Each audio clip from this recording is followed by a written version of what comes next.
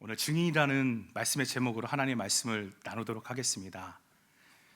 한국 교회가 보통 위기다라는 말씀들을 참 많이 하는 것 같습니다. 그래서 개혁을 해야 된다, 새로워져야 된다, 그런 말들을 참 많이 하는데요. 이 말을 좀 다르게 하면 결국 본질로 돌아가자는 얘기가 아닐까 생각이 되어집니다. 본질로. 그러려면 우리는 예수님이 처음 의도하셨던 교회, 바로 처음 교회, 바로 초대교회인데요, 그 초대교회에 대해서 우리가 좀 알아야 될 것입니다. 그래야 본질로 돌아갈 수가 있어요. 여러분, 이 처음 교회, 초대교회 이야기가 바로 오늘부터 시작되어지는, 나누게 되는 이 사도행전에 등장을 합니다. 물론 사도행전은 사도들이 행한 일들, 그리고 가르침이 기록되어져 있습니다. 근데 사실은 교회가 어떻게 탄생하고 세워지고 또 교회가 어떻게 땅끝까지 확장이 되어가는가, 그래서 하나님 나라가 어떻게 이루어지는가, 바로 그 역사적 기록을 담은 것이 사도행전입니다. 그래서 사도행전은 결국 교회의 이야기예요. 교회 이야기. 예수님이 의도하셨던 교회, 그래서 우리가 본질을 회복해야 된다 그러는데, 그런 교회의 그 개혁을 외칠 때마다 이 초대교회, 처음 교회로 돌아가야 본질을 온전히 회복할 수 있다는 것입니다. 그래서 이번 학기 특별히 우리 임마누엘 교구의 담당으로 오신 정진현 전사님, 너무나 참 제가 사랑하는 그런 동역자인데요, 이 전사님과 함께 시니어 성도님들과 어떤 말씀으로 나아가야 될까, 본문을 정해야 될까 함께 나누면서 고민하다가 사도행전을 나눠야 되겠다, 그렇게 정하고 말씀을 제가 이제 첫 번째 예배다 보니까 준비하는데, 지금 우리 시니어분들께 딱이다, 정말 필요한 말씀이다, 큰 도전이 되겠다. 우리가 지금 노년의 때를 보내고 있지 않습니까? 이 노년의 때에 어쩌면 우리의 정체성을 다시 한번 확인하는 그런 시간이 될 것이라고 저는 생각을 했고요, 우리의 사명을 어쩌면 놓치며 살 수도 있는데, 다시금 우리 사명이 무엇인가, 우리 사명을 회복하는, 그래서 우리 여의도 친례교회 많은 성도들에게 여기에 계신 모든 분들이 도전을 주고 하나님께 기쁨을 드리는 그런 역사를 주님께서 허락하시겠구나, 그런 믿음을 담아서 오늘 말씀을 준비하게 되었습니다. 그래서 바라기는 오늘부터 재개된 이 시니어 예배, 앞으로 이 사도행전을 쭉 살펴볼 텐데요, 이 말씀을 통해서 이러한 역사, 함께 교회의 본질을 붙들고 우리 정체성을 다시금 회복하는, 그래서 우리 생명 다하는 그날까지 우리 사명 힘차게 감당하겠다라는 그런 결단, 그런 은혜가 이 시간 설 수 있기를 바라는 것입니다. 잘 아시는 것처럼 사도행전은 속편입니다. 속편. 어떤 거의 속편인가? 네, 바로 이 누가복음의 속편이에요. 오늘 말씀 1절을 보시면 이렇게 시작합니다. 데오빌로여, 내가 먼저 쓴 글에는, 이렇게 시작하고 있어요. 데오빌로여. 지금 데오빌로라는 사람에게 내가 먼저 쓴 글에는, 이렇게 시작을 했습니다. 그래서 여러분, 여기 먼저 쓴 글은 무엇을 의미하는 것입니까? 이것이 바로 먼저 쓴 글, 누가복음입니다. 특별히 데오빌로라는 사람이 등장하는데 많은 학자들의 의견이 있습니다. 이 누가복음과 사도행전은 여기 나오는 데오빌로, 누가복음에서는 보니까 데오빌로 각하라고 그렇게 부르고 있었어요. 바로 이 한 사람을 위해서 기록이 되어졌습니다. 데오빌로. 그래서 이 사도행전을 이렇게 묵상하다 보니까요, 감동이 있어요. 감동이. 누가는 그냥 혼자 은밀한 중에 어떤 하나님의 계시를 받아서 이 말씀을 기록한 것이 아니라, 이제 막 예수님을 영접한 한 사람, 바로 데오빌로 각하. 각하라고 부르는 것을 보면요, 이 데오빌로는, 이 사람은 로마의 아주 높은 지위에 있었던 그런 사람같이 보여집니다. 바로 이 사람을 위해서, 이 한 사람을 제자화하기 위해서 바로 누가가 이 놀라운 말씀을 기록했습니다. 그리고 이 말씀이 결국 성경을 통해서 많은 이들에게 여전히 감동을 주고 구원케 하는, 많은 이들을 살리는 귀한 말씀이 되어졌다는 것입니다. 그러니까요, 여러분, 한 사람의 그 소중함을 아는 거예요. 한 사람을 믿음 위에 바로 세우는 것이 얼마나 이것이 귀한 일이고 소중한 것인지를, 근데 이런 마음이 바로 우리 주님의 마음이 아니겠습니까? 잃어버린 자를 찾기까지 찾으시고 한 영혼이 그리스도 안에서 온전한 자로 세워지기를 바라고, 내 모든 힘을 다해서 성령 안에서 수고하고 애쓰는 이런 전도자. 여러분, 바라기는요, 여러분들이 그런 전도자 되시기를 주님으로 축복합니다. 바로 그런 전도자와 초대교회 사도들의 그 열정이 바로 이 말씀 속에 담겨져 있습니다. 그래서 오늘 사도행전 1장 1절에서 3절까지의 말씀을 보시면 아주 요약을 잘 해놨어요. 1절부터 3절 제가 봉독하겠습니다. 데오빌로여, 내가 먼저 쓴 글에는 무릇 예수께서 행하시며 가르치시기를 시작하신부터 그가 택하신 사도들에게 성령으로 명하시고 승천하신 날까지의 일을 기록하였노라. 그가 고난받으신 후에 또한 그들에게 확실한 많은 증거로 친히 살아계심을 나타내사 40일 동안 그들에게 보이시며 하나님 나라의 일을 말씀하시니라 그랬습니다. 아멘. 여러분, 이 요약이 뭐냐 하면 결국 먼저 쓴 글, 그 누가복음이죠. 누가복음은 바로 예수님 이야기라는 것을 설명하고 있는 것이에요. 복음의 주인공이신 예수님이 행하시고 가르치신 것을 기록했다. 여러분, 여기 행하시며 가르치셨다 이렇게 말씀하는데 이거 굉장히 중요합니다. 예수님은 가르치시고 행하신 게 아닌 분이세요. 예수님은 행하셨다. 그러니까 삶으로 살아내시고 그 살아낸 것을 가르치셨다라는 얘기입니다. 그렇죠? 여러분, 예수님은 언제나 먼저 행하신 분이셨습니다. 성경을 보면 예수님은 먼저 기도하시고 너희는 이렇게 기도하라 가르쳐 주셨죠. 용서를 하시고 너희도 이렇게 용서해라 가르쳐 주셨어요. 사랑을 하시고 섬기면서 내가 너희를 사랑한 것처럼, 섬긴 것처럼 너희도 섬기고 사랑하라. 언제나 우리 예수님은 삶으로 보여주시고 예수님은 가르쳐 주셨습니다. 근데 우리는 어떻습니까? 우리는 좀 거꾸로 사는 것 같은 모습이 많아요. 말로 가르치기는 잘하는데 근데 그렇게 살아내지를 않습니다. 그러니까 듣는 소리가 뭐예요? 너나 잘하세요. 그렇죠? 너나 잘하세요. 이게 참 안타까운 말입니다. 행하시고 가르치셨는데 우리는 가르치고 말만 그러죠. 우리 자녀 교육을 보세요. 저도 자녀 교육하는 거 정말 어렵습니다. 네, 이 자녀 교육이 어려운 이유 중에 하나가 뭔가 우리는 자녀들에게 잘해라, 잘 돼야 된다. 그래서 좋은 훈계들을 많이 해요. 근데 이상하게 자녀들에게 권위가 서지를 못하는 분들이 많습니다. 왜냐? 자녀들도 그러거든요. 아빠나 잘하세요, 엄마나 잘하세요. 이렇게 됩니다. 뭐 게임하고 그러면 아이쿠 이놈아 책을 읽고 공부해야지, 게임을 하고 그러면 되냐. 근데 그렇게 말씀하는 아빠나 엄마는 TV에 앉아있고 스마트폰만 보고, 여러분, 근데 이렇게 말씀하는데 저를 말하는 것은 절대 아닙니다. 오해하시면 안 됩니다. 제가 그렇다는 거 아니에요. 예를 든 거예요. 자, 그러면 당연히 자녀들은 속으로 그러겠죠. 아빠나 잘하세요, 엄마나 잘하세요. 이게 당연한 겁니다. 저희 딸이 좀 생각이 나더라고요. 저희 딸이요, 제 눈에는 아주 많이 사랑스럽고 깜찍한 아이입니다. 저를 많이 닮았어요. 딱 보면 그냥 이거 저기, 야 너 혹시 아버지가 우리 딸을 보면서 제가 놀란 게 뭐냐면요, 유전의 힘이 얼마나 막강한가 이걸 느껴요. 근데 얼굴도 유전이지만 세상에 심지어 이 식성도 유전이 되더라고요. 그래서 여러분 엄청 잘 먹습니다. 엄청 잘 먹어요.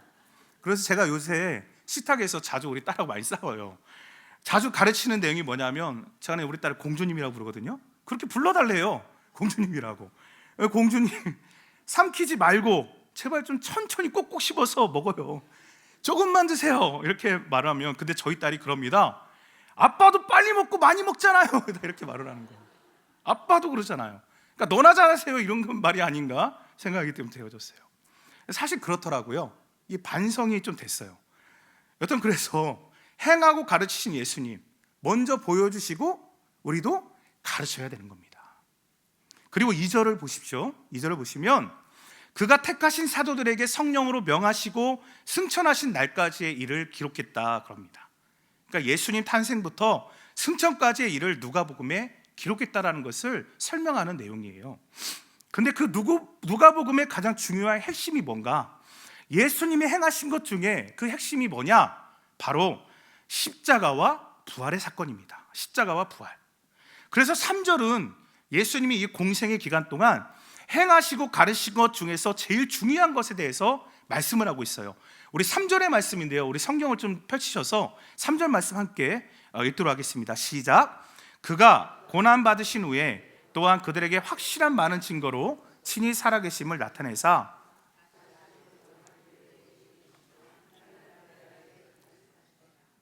아멘. 십자가에 죽으시고 그리고 장사되신 다음에 3일 만에 다시 살아나신 것, 바로 그 부활의 증거를 확실한 많은 증거로 제자들에게 나타내 보여주셨다는 것입니다. 그랬죠. 부활하신 예수님을 보면서 제자들은 내가 지금 뭘 잘못 보고 있는 건가? 헛것을 본 건가? 근데 그렇지 않다라는 것이에요. 예수님께서 친히 부활하셨으면 40일 동안 많은 증거들로 보이셨다라는 것을 말씀하고 있어요. 옆구리에 손을 넣어보라, 그렇게 말씀하셨죠. 함께 식사도 하셨습니다. 그리고 차례차례 많은 사람들을 만나시면서 하루 이틀이 아니라 무려 며칠 동안요? 무려 며칠 동안? 40일 동안 많은 증거로 보이셨다는 거예요. 여러분, 참 그러고 보면요, 이 40이라는 숫자가 좀 굉장히 좀 흥미로웠어요. 여러분, 이 40이라는 숫자는 성경에 종종 등장을 합니다. 예수님께서 금식하신 게 며칠이시죠? 며칠이시죠?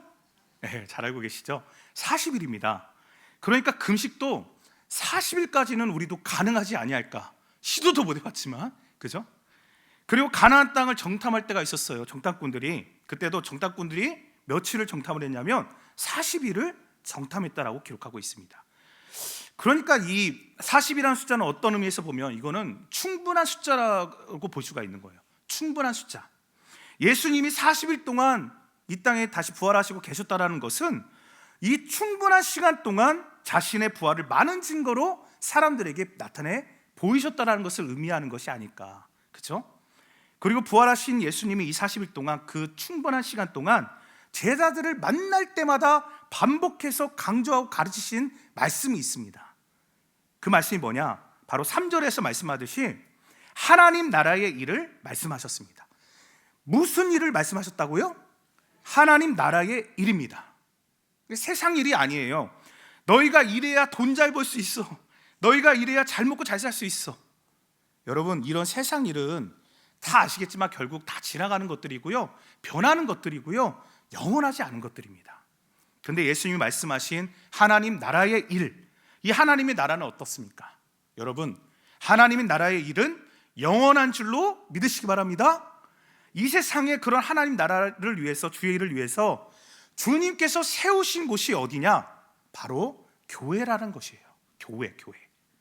그래서 교회의 존재의 목적은 이 땅에 임한 하나님 나라, 온전히 임한 하나님 나라를 증거하는 것이고요, 바로 그런 하나님 나라를 위해서 우리는 이 땅에 존재하며 살아가고 있는 것입니다. 그래서 사업을 하더라도 하나님 영광과 나라와 복음을 위해서 우리는 일을 합니다. 내가 직장 다니는 것, 여기서 인정받고 성공하고 돈벌이하기 위함이 아니라, 그래서 다니는 것이 아니라 하나님 나라, 그 복음과 그리고 그 주님의 증인이 되기 위해서 내가 오늘도 출근을 하는 것입니다. 오늘 이렇게 아름다운 하모니로 우리 최덕자 원사님을 또 비롯해서 많은 시니어 찬양대 분들이 이렇게 섬겨주시고 계시는데, 여러분, 왜 이런 섬김이 가능할까요? 이것이 바로 하나님 영광을 위해서 하나님 나라의 일이기 때문에 우리 성도님들께서 섬기는 것이죠. 아멘이십니까? 근데 그래서 그런 거예요. 하나님 나라의 일이기 때문에. 성도 여러분, 바로 이 하나님 나라의 일을 위해서 우리 모두가 이 자리에 지금 살아가는 이곳에 부르심 받은 줄로 믿습니다. 그래서 교회는요, 하나님 나라의 일이라면 순종하고 아멘 하면서 제가 하겠습니다, 제가 할게요, 이런 헌신하는 분들이 많아야 되는 곳이에요. 어떤 분들은 그럽니다. 내가 집안일이 너무 많아서, 해야 될 일들이 너무 많아서, 힘든 일이 많아서. 네, 여러분, 물론 이해도 돼요. 이해가 됩니다. 근데요, 그런 일들 다 하시고 하나님 일을 할 것 같으면요, 사실 영원히 못합니다. 영원히 못해요. 먼저 그 나라와 그 일을 구하면 우리 주님이 말씀하십니다. 모든 것을 더하시겠다. 그래서 교회 안에서는 기도하고 부탁하며 웬만하면 순종하셔야 됩니다. 하나님 일인데, 주께서 맡기신 일인데, 그렇다면 여러분, 우리가 기쁨으로 주님 앞에서 그 일들을 감당해야 되지 않겠습니까? 우리 하나님, 작은 일에 충성하시는 자를 귀히 보십니다. 기도할 수 있는 일이 있으면 기도 끝까지 감당하는 거예요. 은퇴하셨지만 여러분 이제부터 제2의 인생을 사시면서 우리 교회에 그 손길이 필요한 곳이 있다면 앞장서서 섬기시고 이웃을 위해서 사시고요. 그러게 이 땅에서 우리가 헌신하고 봉사하다가 다 달아가지고 하나님 앞에 서셔야 됩니다. 정말 의미 있는 곳, 보람되는 곳에 여러분 하나님 나라의 일을 위해서 헌신하시는 이번 2024년 바로 저와 여러분 되시기를 주님의 이름으로 축복합니다. 아멘. 자, 그래서 여러분 계속 이어지는 말씀 보세요. 이어지는 4절을 보시면 바로 그 하나님 나라의 일을 위해서 제자들에게 예수님이 분부하시는 장면이 등장합니다. 4절과 5절의 말씀을 보세요. 사도와 함께 모이사 그들에게 분부하여 이르시되 예루살렘을 떠나지 말고 내게서 들은 바 아버지께서 약속하신 것을 기다리라. 요한은 물로 침례를 베풀었으나 너희는 몇 날이 못되어 성령으로 침례를 받으리라 하셨느니라. 자, 여러분 4절 끝에 보시면 예루살렘을 떠나지 말고 기다리라 이렇게 말씀하셨습니다. 기다리라. 지금 예수님이 왜 제자들에게 예루살렘을 떠나지 말고 기다리라 이렇게 말씀을 하시는 겁니까? 여러분 이걸 잘 아셔야 돼요. 지금 제자들이 있는 이 예루살렘 이곳은 어떤 곳일까요? 이 예루살렘은요 예수님이 십자가에 넘겨지신 곳입니다. 이제 예수님을 따르던 제자들 목숨도 노리고 있는 그런 위험천만한 곳이 바로 이 예루살렘 도성이었어요. 아마 제자들 마음속에는요 이 예루살렘이 좀 무섭게 다가오고 두려운 곳이었을 것이고요 한시라도 빨리 벗어나고 싶은 그런 곳이 예루살렘이었을 것입니다. 근데 예수님이 그들의 마음을 아시는 거예요. 그래서 그들에게 분부하십니다. 일단 멈추고 기다리래요. 왜요? 4절을 다시 보세요. 예수님을 떠나지 말고 그 후에 뭐라고 말씀하시냐면 아버지께서 약속하신 것을 기다리라. 그렇죠? 여러분 여기에 약속하신 것 이미 주님께서 약속을 하셨다라는 거예요. 그 약속의 내용이 뭘까요? 네, 바로 성령을 말씀하는 거예요. 성령. 기억하시겠지만 여러분 예수님은 순환을 당하시기 전에도요 제자들에게 자신이 하늘로 다시 올라가게 되면 후에 무엇을 보내시겠다고 약속하셨죠? 보혜사 성령을 보내시겠다고 약속을 하셨어요. 그 말씀이 요한복음 14장 16절인데요 제가 읽어드릴게요. 내가 아버지께 구하겠으니 그가 또 다른 보혜사를 너희에게 주사 영원토록 너희와 함께 있게 하겠다. 아멘. 그렇죠? 그러니까 하나님 나라 구원 계획 속에는 이 예수님과 또 다른 보혜사 성령님의 오심이 예언되어 있었다는 것이에요. 또 다른 보혜사, 우리를 도와주시는 헬퍼 되신 성령님, 그 약속된 성령님을 이곳을 떠나지 말고 예루살렘에서 계속 기다리라 이렇게 명령하셨던 것입니다. 이해되십니까? 자, 이렇게 예수님께서 성령을 기다리라 말씀을 하셨어요. 근데 제자들이요 이 말씀을 들은 후에는 조금 엉뚱한 질문을 하는 모습이 등장하고 있어요. 6절의 말씀 한번 다 같이 한번 읽어볼까요? 시작. 그들이 모였을 때에 예수께 여짜와 이르되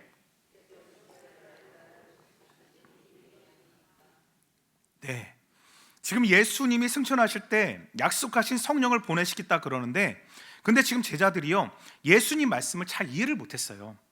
약속하신 것을 기다리라 그러니까 이들이 그렇게 생각한 겁니다. 아, 이제 드디어 예수님이 부활하신 지금 이 마당에 예수님이 다시 살아서 우리 앞에 보이는 이 마당에 드디어 때가 됐구나. 예수님이 이 세상의 왕이 되시려는 거구나. 그래서 이 세상 불의한 세력 다 멸하시고 이스라엘 땅에 메시아 왕국을 세우시겠구나. 그래서 우리를 좀 괴롭게 하는 모든 이방 나라들 다 벌하시고 혼쭐 내주시고 통치할 것이라는 이런 정치적인 메시아 사상. 여러분 예수님을 그런 정치꾼 정도로 그렇게 제자들이 변함없이 예수님을 바라보고 있었다는 사실입니다. 근데 이게 당시 유대인들이 누구나 생각하고 기다리던 메시아 사상이었어요. 그래서 예수님이 십자가에 죽으시기 전에도 제자들이 그랬죠. 마가와 요한이 예수님 나라가 세워지면 주님 나를 오른편에 나를 왼편에 좀 앉게 해주십시오. 그렇죠? 다른 제자들도 서로 높은 자리에 앉을 욕망에 사로잡혀 있었습니다. 근데 그러한 마음이 여전히 변하지 아니한 것이에요. 그러니까 제자들이 지금 그 수준으로 묻고 있는 겁니다. 주님이 드디어 이 유대 땅에서 로마 군병들을 몰아내고 예루살렘 왕으로 등극하시는 그때가 바로 지금입니까? 이제 왕이 되실 겁니까? 그래서 이스라엘에 빼앗긴 이 나라를 이제 회복시켜 주실 것입니까? 자, 그랬더니 예수님이 뭐라고 말씀하시냐? 7절을 보시면 이르시되 때와 시기는 아버지께서 자기의 권한에 주셨으니 너희가 알 바 아니다 말씀하십니다. 지금 당장 제자들이 바라고 생각했던 그 정치적 메시아, 다스리는 나라, 그 영광스러운 하나님 나라가 이루어질 줄 알았어요. 그리고 예수님이 왕이 되시고 자기들을 함께 다스리는 그 막강한 나라에서 한 자리를 차지하면서 주님과 영원히 다스릴 줄 알았거든요. 근데 그때와 시기는 아버지 권한을 주셨다, 너희가 알 바 아니다, 단호하게 말씀하고 계세요. 근데 사람들은요 자꾸 그걸 궁금해합니다. 알 바 아니다 그러시는데, 그래서 여러분 예를 들면 신천지 있잖아요. 신천지는 그날을 안다 그러잖아요. 가짜들입니다. 자기들은 14만 4천이 되면 다 들림받는다 하면서. 근데 신천지의 고민이 뭔지 아세요? 신천지의 고민은요 이미 14만 4천 명이 오래전에 넘어가서 고민이에요. 아주 오래전에 넘은 지가 한참 됐는데 들림받은 사람이 한 사람도 없어요. 이만희도 못 들립니다. 다 가짜예요. 아무튼 모른다 그랬는데 때와 시기, 여러분 우리도 마찬가지입니다. 하나님께 맡겨드려야 됩니다. 대신 그런 거 신경 끄고 알 바 아닌 거에 시간 낭비하지 말고 우리가 할 일이 있다라는 것을 가르치고 계세요. 우리가 할 일이 있다. 그게 뭡니까? 너무나 잘 아시는 말씀이죠. 오늘 8절 말씀입니다. 다시 한번 우리 함께 봉독해 올리겠습니다. 시작. 오직 성령이 너에게 임하시며 너희가 권능을 받고 예루살렘과 온 유대와 사마리아와, 아멘. 여러분 너무나 잘 아시는 이 말씀이요, 이 사도행전을 딱 한 절로 약속하면 바로 지금 읽은 1장 8절입니다. 저와 여러분이 이 땅에서 해야 될 일, 뭐 때가 언제냐, 시기가 언제입니까, 이런 거에 관심 갖지 말고 대신 너희들이 집중하고 이 땅에서 해야 될 일이 있는데, 그게 뭐냐? 8절 말씀입니다. 그것은 바로 약속하신 성령을 받고 이제 십자가에 죽으시고 부활하신 예수님, 그 예수님을 전하는 증인, 그런 증인이 되어서 세상 모든 민족과 모든 족속들에게, 즉 땅끝까지 하나님 나라의 복음을 전파하는 이 사명을 붙들어야 된다, 우리 주님께서 분부하시는 말씀이에요. 성도 여러분, 땅끝을 향해 나아가는 그런 증인으로 살아가시기를 축복합니다. 이것이 바로 교회를 향한, 저와 여러분을 향한 예수님의 이 땅에서의 마지막 분부였어요. 그래서 교회의 본질을 얘기하지 않습니까? 교회의 본질, 교회가 참된 교회인가 아닌가는요, 그 교회가 땅끝을 향해서 나아가고 있는가 아닌지를 보면 알 수 있어요. 그래서 교회를 주님께서 세우신 겁니다. 성령 받고 증인되라고. 그래서 마지막 때 우리가 이렇게 모여있고 교회에서 여러 봉사를 하고 우리가 모여서 힘써 해야 될 일이 있는데, 그것은 바로 복음의 증인으로 그 사명을 다하는 것인 줄로 믿습니다. 여러분 이제 말씀을 좀 정리하겠습니다. 성도 여러분, 이제 2024년 새학기가 시작되었습니다. 여러분은 어떤 일에 힘쓰기로 마음을 먹고 계십니까? 현재 우리 육신이 어떤 상태에 있건, 가정 안에 어떤 이슈가 있건, 우리 정체성만큼은 잊어서는 안 될 것이에요. 주님께서 우리에게 성령을 보내주신 이유, 권능을 주시고 우리가 이 땅에서 힘쓰기를 바라시는 일, 그것은 바로 하나님의 일이죠. 저와 여러분이 예수의 심장을 가지고 땅끝까지 예수님의 십자가, 그 부활의 증인이 되는 것을 우리 주님이 명령하고 계시다라는 것, 바로 여러분 이것을 기억하시기를 바랍니다. 이것이 바로 교회의 본질이고요, 사도행전이 기록된 이유입니다. 여러분 사도행전을 시작했습니다. 교회의 이야기. 여러분 교회는 잘 먹고 잘 사는 법을 가르치는 곳이 아닙니다. 세상 일에 관심을 가진 곳이 아니에요. 교회는 예수님의 복음을 전하고요, 주님 다시 오심을 준비하는 증인들로 세워져 있고, 그렇게 나아가는 곳이 바로 증인들, 그것이 바로 교회라는 것을 다시 한번 기억하세요. 이것이 바로 교회의 본질입니다. 이 본질을 자꾸 벗어나니까 자꾸 세상으로 가고, 세상으로 가니까 힘을 잃어가고 균형을 잃어가고 주님의 마음을 아프게 하는 것이고, 결국 세상 사람들로부터 지탄을 받고 있는 것이 아닙니까? 그래서 예수님이 다시 오시는 날, 주님께 우리가, 내 육체는 비록 세화여졌을지라도 우리 주님께 아무개야 분부한 그 증인의 사명, 교회의 본질을, 그 사명을 감당하리라. 정말 고생했다. 너를 통해 내가 영광을 받았단다라는, 여러분 이런 평가가 우리가 받을 수 있는 가장 최고의 평가가 아니겠습니까? 여러분 아파트, 거기에 사시는, 옆집에 사시는 분, 아래층에 사시는 분, 여러분 바로 그것이 땅끝이에요. 여러분 다니시는 그 길에 아직 예수님의 복음을 전혀 들어보지 못한 자들이 셀 수 없이 많습니다. 성령 침례를 받은 저와 여러분이 예수님이 분부하신 땅끝까지 이르러 증인이 되라는 이 말씀을 기억하셔서 교회의 본질, 그런 하나님 나라의 일, 복음의 증인의 사명을 잘 감당하실 수 있기를 바라겠습니다. 여러분, 여기 계신 우리 성도님들이 할 일이 여전히 있어요.